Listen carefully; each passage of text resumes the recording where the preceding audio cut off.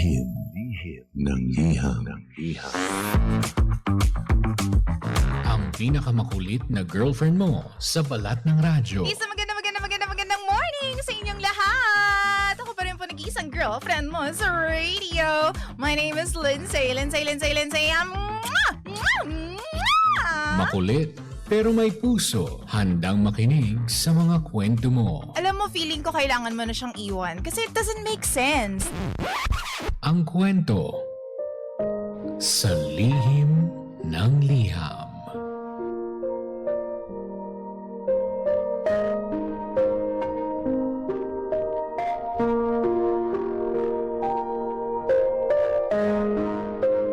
Mahal kong Lindsay. Hindi ko po maintindihan kung bakit ayaw pang mag-level up sa buhay ng boyfriend ko. Akala ko noon, kapag mahal ka ng isang lalaki, hindi mo na kailangan magtanong. Kusa mo na lang mararamdaman at hindi niya ipagkakait sa'yo yung pakiramdam ng secured. Kasi nga, ang sabi niya, mahal ka niya. By the way, ako nga po pala si Lani. At DJ Lindsay. Ito po, ang aking kwento.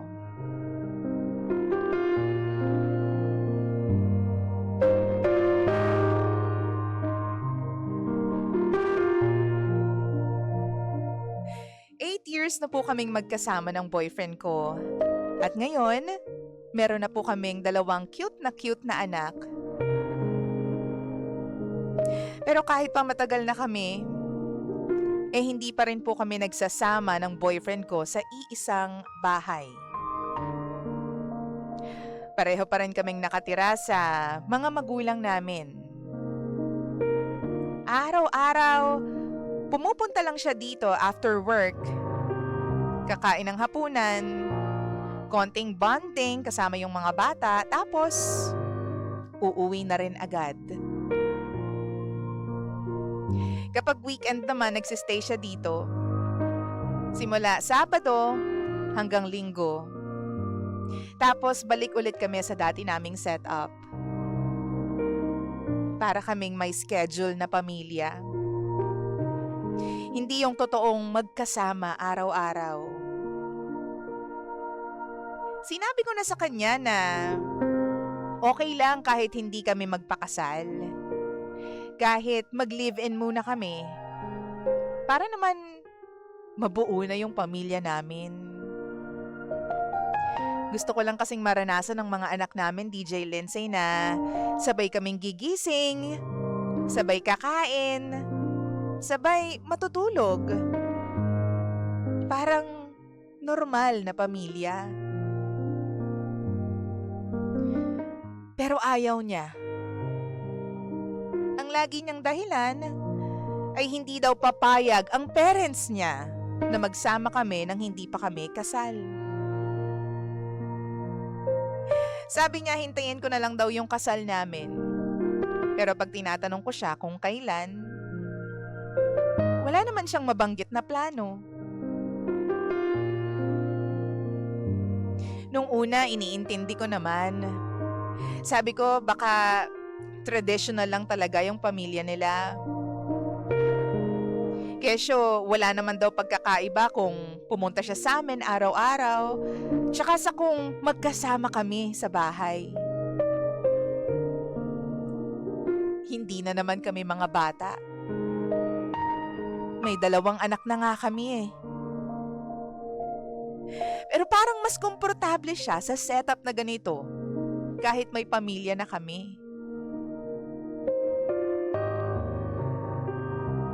Pakiramdam ko hindi niya kayang panagutan full-time yung pamilyang binubuo namin.